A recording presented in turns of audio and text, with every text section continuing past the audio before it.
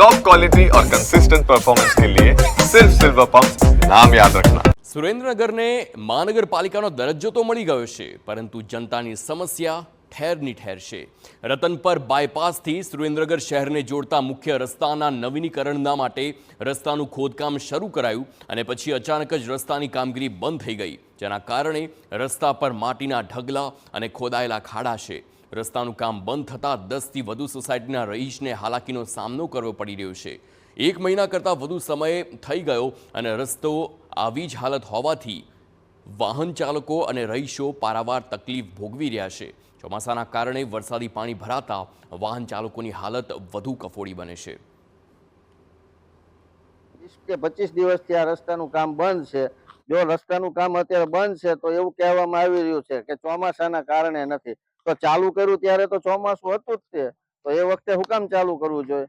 અત્યારે આ રસ્તાનું કામ અધવચ્ચે બંધ છે। આગળ તમે જુઓ તો માણસો પરેશાન થઈ ગયા છે, એમના ઘરના આંગણા સુધી પાણી ભરેલા છે અને આ રસ્તા ઉપર પણ તમે જુઓ તો વાહન ચાલકોને એટલી બધી મુશ્કેલીઓ પડે છે કે વાત જવા દો। રસ્તા પર ઠેર ઠેર ખોદકામના કારણે વાહન ચાલકોને ભારે મુશ્કેલીનો સામનો કરવાનો વારો આવે છે।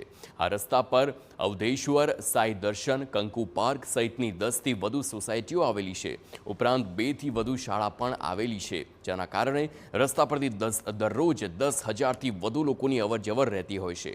રહીશોએ પોતાના બાળકોને શાળા મૂકવા જવા માટે પણ તકલીફનો સામનો તેઓ કરવો છે, સાથે તે સામનો કરી રહ્યા છે। સ્થાનિકોનું કહેવું છે કે ચોમાસામાં પહેલાં કામ પૂર્ણ થાય એમ ન હોય તો તંત્રએ કામગીરી શરૂ કેમ કરી અને કામગીરી કરી તો પછી પૂર્ણ કેમ ન કર્યું।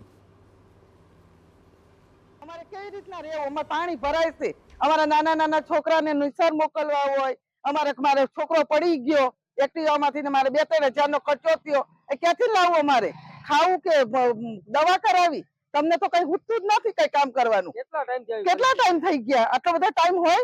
રસ્તો કરાવવો હોય તો વાર શું તમારે કરાવવો હોય તો? પણ કરાવવું જ નથી તમારે અમારે કેવી તકલીફ પડે છે? અમારા છોકરા નાના નાના, કેટલું ધ્યાન રાખવું પડે? અમે સુરેન્દ્રનગર નથી જઈ શકતા। આ જે સુરેન્દ્રનગર અને રોડ જોડતો રસ્તો છે અને નીલકંઠ પાર્ક અને અવધેશ્વર પાર્ક ની વચ્ચે આ રસ્તો આવેલો છે। અહીંયા કમસે કમ 10 સોસાયટીઓ આવેલી છે।